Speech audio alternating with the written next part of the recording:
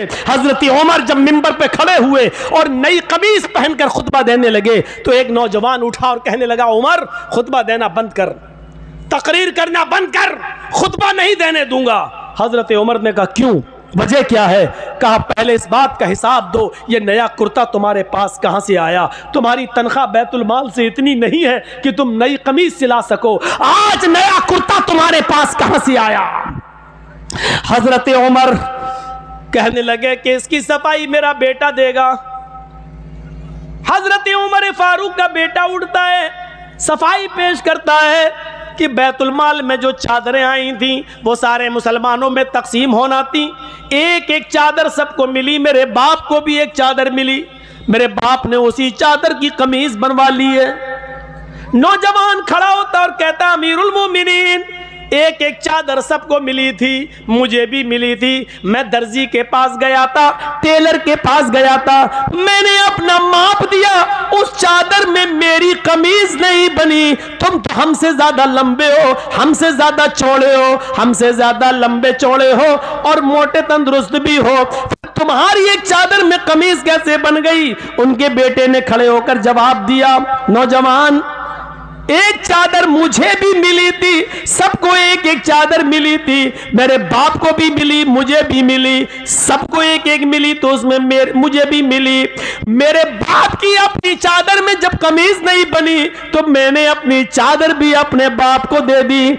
मेरी और अपनी दोनों कमीजें मिलाकर मेरे बाप ने दोनों चादरें मिलाकर कमीज बना ली। नौजवान कहने लगा, बैठ गया, अमीरुल मोमिनीन, अब मुझे इत्मीनान हो गया, अब मैं सेटिस्फाई हो गया, अब आप खुतबा दीजिए।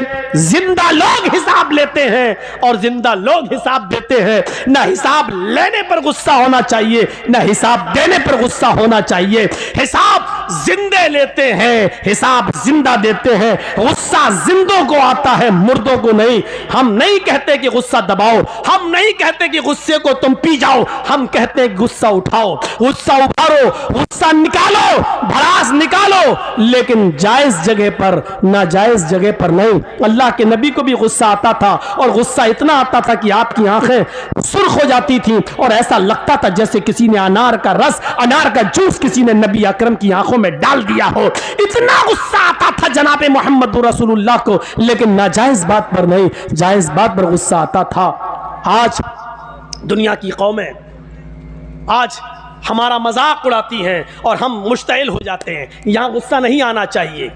मसलन अभी कुछ दिनों पहले एक आदमी ने इस्लाम को बहुत बदनाम किया, कुरान को लेकर बहुत बातें कहीं, हमारे नबी को लेकर बहुत बातें कहीं, लेकिन हम नहीं समझ पाए कि वो सारी बातें कहने के पीछे कौन है। हम नहीं समझ पाए, वो बातें कह नहीं रहा, उससे कहलवाई जा रही हैं, और कौन कहलवा रहा है ये भी मैं जानता हूं, लेकिन हम ना नाम ले रहे हैं, ना आपको बताना चाहते हैं और ना नाम लेना चाहते हैं। जब तक आप इन चैनलों पर पाबंदी नहीं लगाएंगे, हमने नाम लेना बंद कर दिया है, क्योंकि इन चैनल वालों ने मुझे कहीं का नहीं छोड़ा है। मेरे ऊपर इतने केस करवाए हैं, इतने केस करवाए हैं कि मैं जिंदगी में कभी इनको माफ नहीं कर सकता हूं। मना करने के बावजूद इन्होंने वही चीजें डाली हैं जिन चीजों से मैंने इनको रोका था। सिर्फ इनके अकाउंट में पैसा आ रहा है, चलाओ बेटा, जितना चला सकते हो चलाओ, लेकिन याद रखना मरना तुम्हें भी है, तुम्हें भी मरना है।